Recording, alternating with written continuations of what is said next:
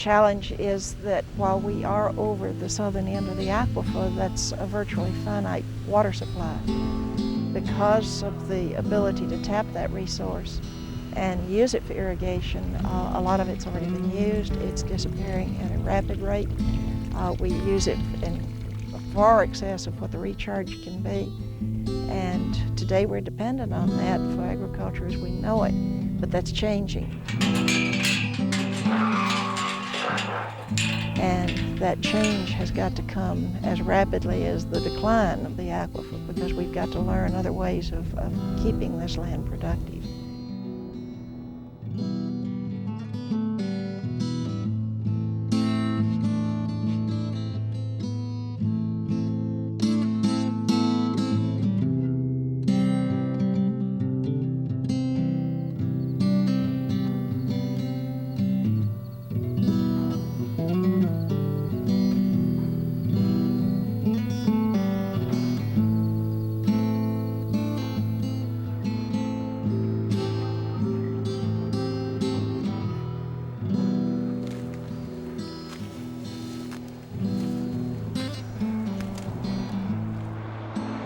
The Southern High Plains is a very unique region in the United States. It is very flat. This was an enormous grassland. This was the area that was about the last to be settled by European settlement, because it's a very challenging land. And water has always been the challenge out here. We get about 18 inches of rainfall a year. It is normally going to come primarily throughout the growing season, which is helpful, but it tends to come in very intense events. We can get several inches of that 18 inches in a day's time.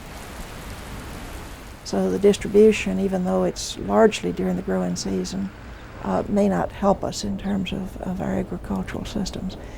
And we have no control over that.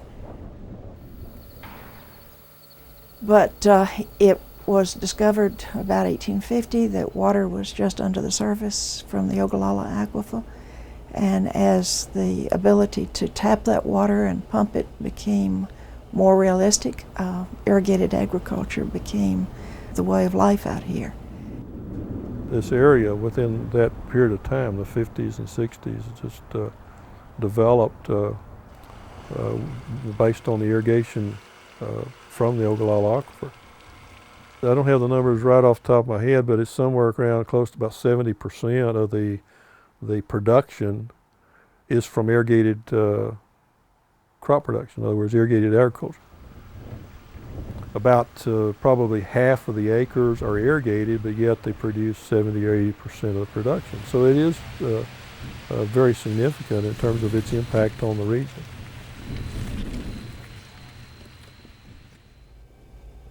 Agricultural research, or someone in agricultural research, does just that. We look for answers. We identify problems and try to find an answer.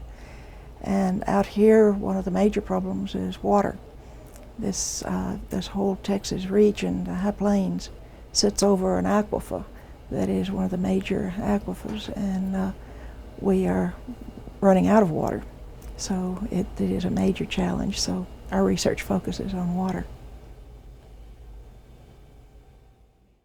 The Ogallala Aquifer extends all the way up into South Dakota, Nebraska, Kansas, and they have a lot more water in some areas than we do here in West Texas. The Ogallala Aquifer in the southern part of Texas is cut off by the area over here that's been drained and eroded, and over here by the Pecos River. So really this is the only extent that's left.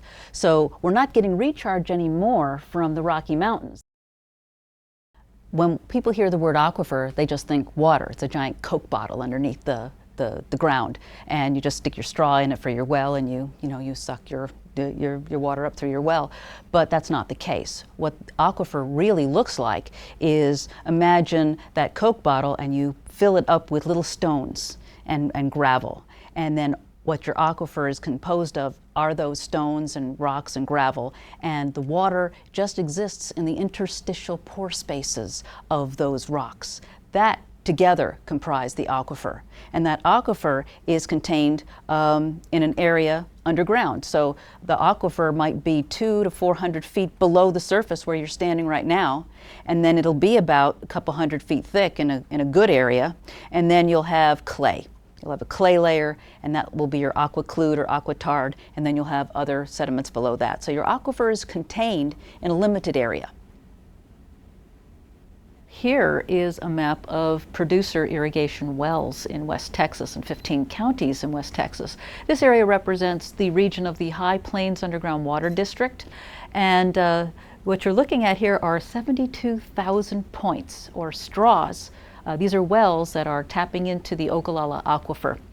And you can see a really area here that's very, very dense of wells. And the density of wells is a reflection of where you have the most water and those deep irrigation channels that we looked at when we were looking at the base of the aquifer.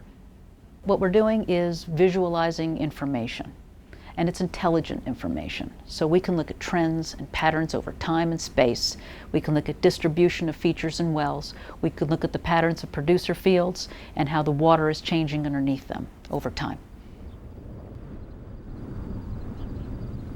The amount of water we have got to conserve in order to extend the life of the aquifer is a difficult number to get. Just how much water is there and how long it will continue. There are a lot of people working on this.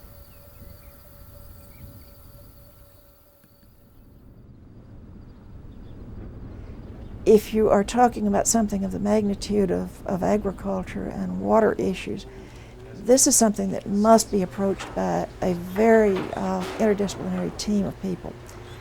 There is no one that can approach this and find an answer working in isolation.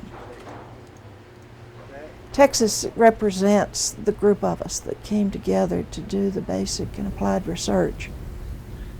To tell you a little bit more about what we're doing to try to find the answers, I need to go back to when I came out here in 1995. And one of the things that was becoming very apparent by 1995 was the decline in the water resource.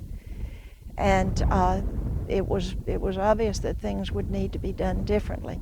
It was also obvious to me coming from the east that this was a land of two great monocultures, and that was cotton and cattle. And there was very little crossing over between those two industries. A lot of the cattle were on feedlots. There just wasn't much connection between those two industries, but they were both hugely important. And so we began to look at ways that we could try to improve the ability to stay in agriculture without using so much water, and at the same time to gain some of the other advantages of reducing soil erosion and economics and all the other objectives that you would have. We were very fortunate at that point to be able to get a grant from the USDA Southern SARE region that allowed us to start the research, and that research initially compared two things. The monoculture cotton, which was the way of cotton being grown out here, versus keeping cotton in agriculture but combining that with grass and cattle. And our objective was to find out if that integration of cotton and cattle and grasslands in a system where you integrate these pieces and you get complementary effects would in fact reduce water use and maintain the economic profitability. And 10 years later, I can stand here and tell you it did exactly that. The integrated system uses about 25% less water than the cotton monoculture. It is equally as profitable as the cotton monoculture. And we found an array of different benefits as well. For instance, it uses about 40% less nitrogen fertilizer than monoculture. So it was a step in the right direction. It is not the final solution to anything, but what it does show is that there are ways to do things differently that can address the questions that we've got. But there is advantage to combining these pieces. And it's not just because it's cotton, it's a monoculture approach versus an integrated approach that we're looking at. So it could have been any kind of crop as a monoculture. and it would have behaved differently. No two are alike, but it is that concept of the same thing over and over versus the complementarity of diversification. There's advantage to that. We're not the first to show that, but I think we're among the first to show it out here where the issues are so profound.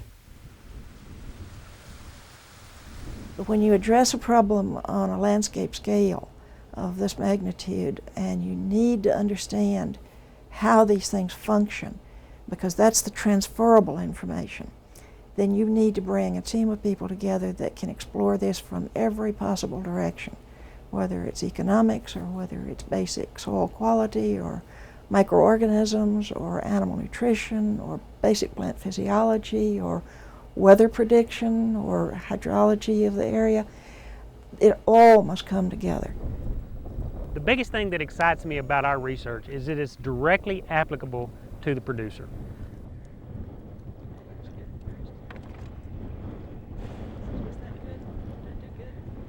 We're taking pieces that are already working today, that are on the fields that the producers are actually using, and we're taking those pieces and we're fitting them together into a puzzle, if you will, of trying to say, well, how can we configure these pieces?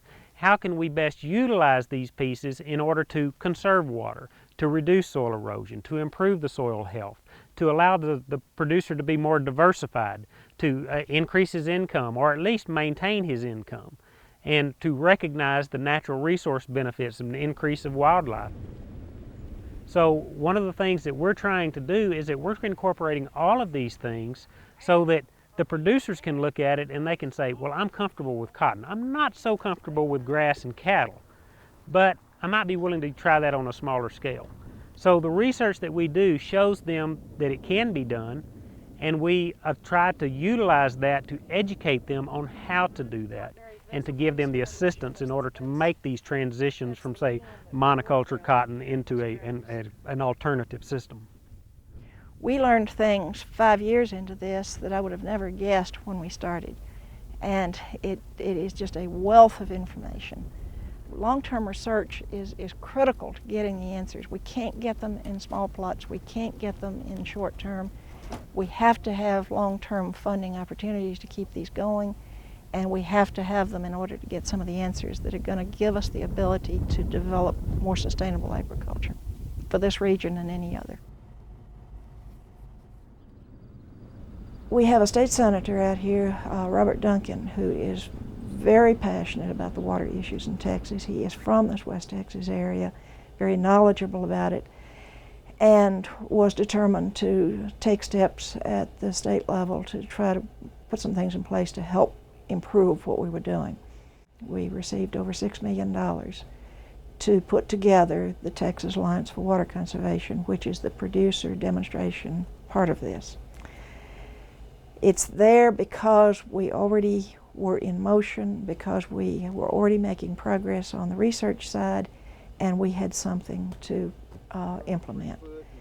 And it's there first and foremost because we've got an extraordinary group of producers out there who were willing to take the risk, and it is a risk to them to become visible. And to have the water use measured, it is a risk, and they were willing to take it. And they told us in the beginning that they would rather be part of finding a solution than waiting and being told what they were going to have to do. And they've done exactly that.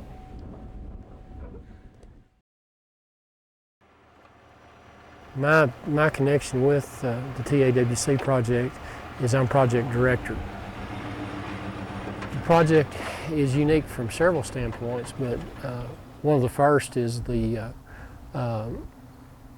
diversity of the different entities that are involved. Texas Tech, Texas A&M, AgriLife Extension, the Farm Assistance Program, Texas A&M Experiment Station, USDA, ARS, NRCS, but probably the most important component is the buy-in that we've had from producers. We currently have 20 producers in the project with 33 sites now. And we have approximately 4,500 acres in the project. We have everything from monoculture corn or cotton to integrated forage livestock systems. The way the project operates, we don't dictate to a grower what he plants. And I can't tell you how important they've been because they help us keep records. We know exactly what was planted, when it was planted, all the tillage operations, herbicides, insecticides, fertilizer, quality of the crop, and of course yield of the crop. Then the measurements we take, all of our irrigated systems are designed so we know how much total water has gone out on that particular field. The main object of this project that we're in right now is to try to figure out how much water it takes to produce a pound of cotton or a bushel of corn. And we, right here, normally we're between 400 and 500 gallons per minute that we pump from 390 to 400 foot into the aquifer. And we run ours through the pivot here. And this pivot, it takes it 60 hours to water 61 acres. And it'll put an inch on in 60 hours. If you got a well that pumps 450 gallons per minute, and then you figure that times how many minutes in 60 hours, and then you know, it's scary how many gallons it takes. Yeah. But you need it for growing. The majority of all our acres, probably 95% of them, it was all irrigated. The majority of them is all center pivoted. I would say since the year 2000, probably our energy cost of pumping water has done anywhere from double to triple to even 4 times the rate of what it used to be. I can remember in the mid-90s that my irrigation cost for this operation was around $30,000 to $35,000, and now we're looking at a budget of $200,000 for those same acres of irrigation. And it's all based upon energy. The cost of pumping has gone up in this area because of the increase in energy prices over time, and also the deeper we're having to pull the water. I mean, there's this relationship: the deeper the water, the greater the lift that you have to bring it up, the more it's going to cost you. And as we've seen this increase in the cost of irrigation, again, that's another incentive to become more efficient. One of the things we furnish back to the growers, along with the profitability of their site, is what is their net return per acre inch of water applied. And so that gives them a consciousness of what they're actually selling their water for, because regardless of the commodity that we're marketing, in essence, we're selling our water. Another thing, when I look at the Texas Alliance for Water Conservation, it's made me more aware to try to match our fertility rates along with our irrigation rates. And there's no need to fertilize a crop. No need to fertilize like cotton for 1,500 pounds, and you only have enough water to produce 1,000. So what it's done, it's made us all look at the different rates of fertility to kind of match those with the water demands that we have. But as we run out of water, which that's happening, every year we have less because we're pumping it out and it's not getting replenished. When I first started farming in '73, all my land was irrigated. I didn't farm as much as I do now, but it was all irrigated. But after about 10 or 15 years, we run out of water, and that's when I become dryland farming. I farm a total of about 2,400 acres, and we try to put half of it into cotton each year and rotate it to the other half the following year, if we can. Our average rainfall is around 14 inches, I believe. If you get less than that, it gets extremely hard to make a crop. So if you have a year that's less than average, you're not going to expect a very good crop. It is a risk. There's going to be some years you don't make a crop, but dryland farmers have learned to, when they make a good crop, they put their money up and save it for the years they don't have it. And if you really watch your P's and Q's, you can do real well dryland farming. I enjoy it. I prefer it over the irrigation. I do have some irrigated farms, and I like them both, but I love dryland farming. It's less pressure, and it's kind of a challenge. Some people like challenges, it's a challenge to try to do better the next year or figure out ways to preserve the moisture and do a better job. The producers are one of the most adaptable individuals anywhere. They have to deal with different climate changes because from one day you may have a hailstorm to a freeze to a flood to drought. And so they have to be adaptable. They have to be able to adopt new practices and new things. And as time progresses, they wouldn't be out here if they didn't. And as our water resources decline, as these things start to happen, these producers are going to start adapting to these changes in the environment. And if that's to go totally dryland cotton, some of them will go dryland cotton. If that's to start putting more of their land back into grass and start introducing livestock in order for them to maintain their livelihood in this area, then that's what they'll start to do. The agricultural producer has got to meet their financial obligations today. They've got to meet the requirements of supporting their families and making a living. We've got to blend the short-term realities of these producers having to stay in business versus the longer-term goals of conserving the water. So that's the challenge that policymakers are going to have to face when they go to crafting the policies that possibly allocate water.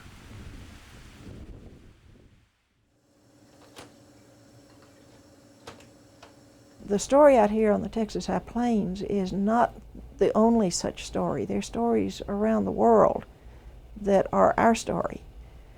There are places that have already run out of water.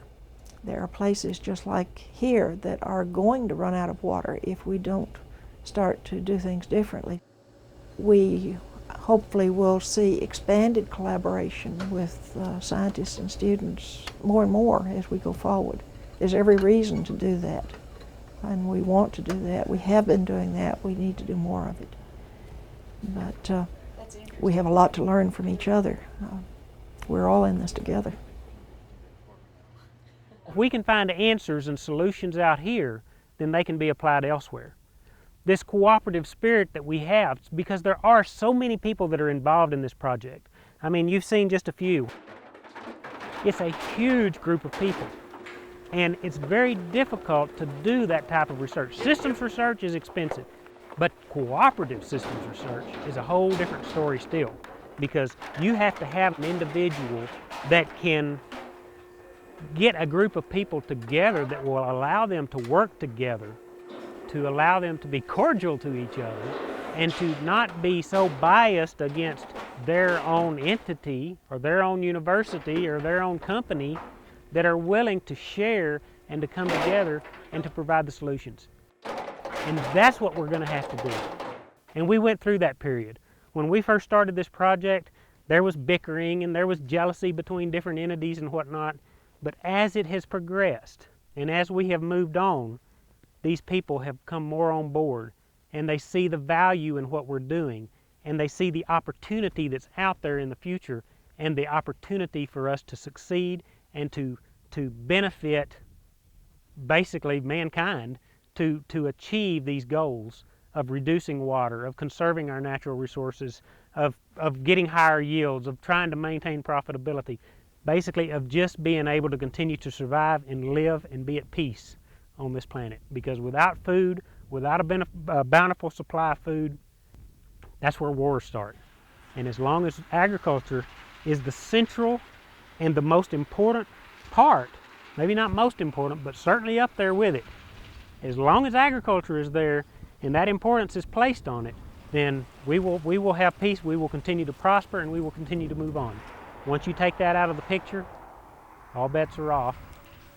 That's the way wars start. People that are hungry are going to get restless.